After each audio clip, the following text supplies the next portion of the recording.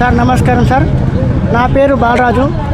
లాల్పాడ్లో చదువుగూడెం మండల్ లాల్పాడ్ చౌరస్తాలో రెడ్డిస్ బాధితులు. నేను రెడ్డిస్ బాధితుల 2012-13లో రెడ్డిస్ ప్లాట్లు అయినాయి. 2012-13 తర్వాత ప్లాట్లు అయినాక అందరూ వెంచర్లో ప్లాట్లు ఉన్నాము. నెత్తికి 10 రూపాయలు 5 రూపాయలు జమ చేసుకొని ప్లాట్లు ఉన్నాము. నేను 2019 లోపల నేను సెకండ్ పర్సన్ని కొనడం. నేను అప్పుడు కొన్నాక నేను ఇల్లు కట్టుకోవడానికి పర్మిషన్కు పోయినాను. పోతే సెక్రటరీ కిరికిరి ఉంది బాబు, నీది నడవది అంటే, కిరికిరి ఉంటే గవర్నమెంట్ పర్మిషన్ ఇవ్వరు సార్, పర్మిషన్ నాకు రిజిస్ట్రేషన్ చేసి ఇచ్చింది, మాకు పర్మిషన్ ఇవ్వండి అంటే లేదు ఇలా ఉంది అని అన్నారు. ఎక్కడుందని అంటే సూరారం నరసింహుడు అనే వ్యక్తి దీనిపైన కేసు వేసిండు, అది కిరికిరి ఉంది, ఆయన ఆపుతున్నాడు, దీనికి పర్మిషన్ రాదు అంటాను అన్నావు. తర్వాత నేను 2 సార్లు కోర్టు కీడంగా పోయి చూశాను, పర్మిషన్లు అన్ని క్లియర్గా ఉన్నాయి, పర్మిషన్ తీసుకోండి ఇస్తారు అంటాను. సెక్రటరీ అనుకోతేనేమో సెక్రటరీ లేదు పర్మిషన్ ఇవ్వరు అది అంటున్నారు. గత 9 నెలల క్రితము మేము సారు ఎమ్మెల్యే సార్ని కలిసాము, డిపి సార్ని కలిసాము, అందరినీ కలిసినాము. కలిసి సార్ మాకు పర్మిషన్లు ఇల్లు కట్టుకోవడానికి ఇవ్వండి సార్, ఇప్పుడు గవర్నమెంట్ ఇల్లు ఇస్తున్నారు, మాకు ఇల్లు వచ్చినాయి, మేము కట్టుకుంటాము, పర్మిషన్లు ఇవ్వండి అంటే లేదు బాబు మీకు పర్మిషన్ లేవు, దీంట్లో పెద్ద వాళ్ళు ఇన్వాల్వ్ అయినరు, మీకు పర్మిషన్లు రావు, మీరు మీరు దీన్ని వదులుకోండి అని మనల్ని భయపెట్టించి మనం భయప్రాంతులు చేస్తున్నాం సార్. ఇంకోటి మాకు ఈ ఒక్కటే మాకు ఆధారము, మేము కట్టుకున్నాం, చాలా కష్టపడి నేను జీతం చేసి నెలకు 5,000 రూపాయలు సంపాదించుకొని ఇల్లు కొన్నాను, కొన్ని కట్టుకున్నాను. ఆ కట్టుకుందామనే లోపల ఇప్పుడు పర్మిషన్ కొరకు పోతే వాళ్ళు ఏమంటారంటే నీకు పర్మిషన్లు ఇవ్వరు, నీకు పర్మిషన్లు రావు, ఈ వెంచరే లేదు అని అబద్ధాలతోటి మాట్లాడుతున్నారు. అలా కాకుండా మేము ఈ పర్మిషన్లు అనేది ఎందుకు ఇవ్వరు సార్, మేము బాగా చెప్తారు, రిజిస్ట్రేషన్ ఉన్నాయి మాకు 150 మందికి రిజిస్ట్రేషన్ చేసి ఇచ్చింది గవర్నమెంట్. 150 మందికి రిజిస్ట్రేషన్ చేయము, 150 మందికి న్యాయం కావాలని కోరుకుంటున్నాము. అలాగే ఈ యొక్క న్యాయం కాకుంటే లాల్పాడ్ చౌరస్తాలోనే 150 మంది పెట్రోల్ పోసుకొని అనుకోనికి రెడీగా ఉన్నాం సార్. మేము ఈ యొక్క మా బాధను అర్థం చేసుకొని మాకు రెడ్డిస్లోని బాధితులందరికీ న్యాయం జరిగేలా చూడాలని కోరుకుంటూ ఈ యొక్క ప్లాట్లో అందరం మాకు న్యాయం జరగాలి సార్. మా పేరు విధంగా సూరారం నరసింహులు, ఆయన కొంత పొలిటికల్ లీడర్ని పట్టుకొని ఎక్కడెక్కడో తిరిగి ఎక్కడెక్కడో పైసలు తీసుకొని మాకు దీంట్లో అది ఉంది ఇది ఉంది అని ఆయన భయప్రాంతం చేస్తున్నాడు. వాళ్ళు ఎన్నిసార్లు పోయినా లాయర్ల దానికి పోయినా అన్ని పోయినా కేసు మాదిక్కి అయింది, కానీ వాళ్ళ దగ్గర ఏం లేదు, ఆధారాల విధంగా ఏం లేవు వాళ్ళ దగ్గర. కానీ వాళ్ళు లీడర్ల దాన్ని భయపెట్టిపించి మమ్మల్ని భయప్రాంతం చేస్తున్నారు. మాకు ఇల్లు కట్టుకోవడానికి పర్మిషన్ ఇవ్వడం లేదు సార్.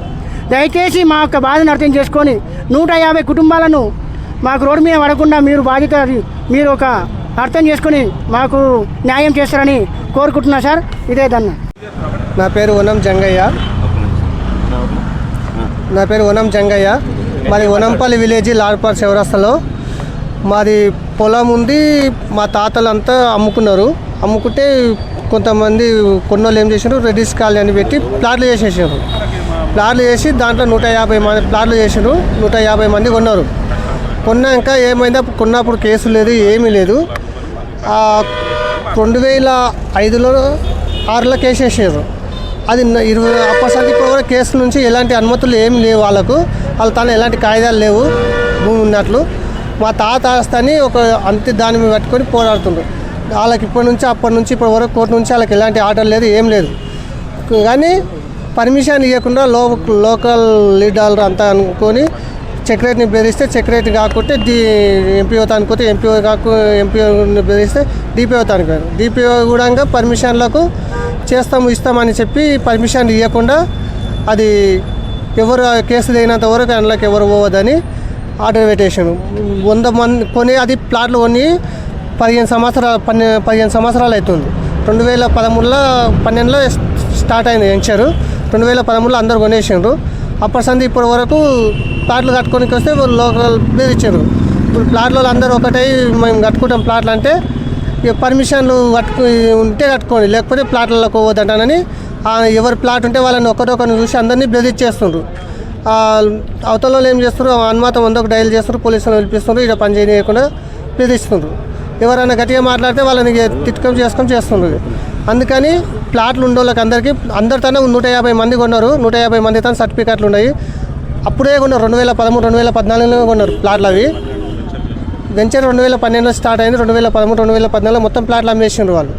మరి అమ్మేసిన అప్పటి కూడా ఇప్పటివరకు ఒక్కరు కూడా పర్మిషన్ ఇవ్వమంటే ఇవ్వలేరు.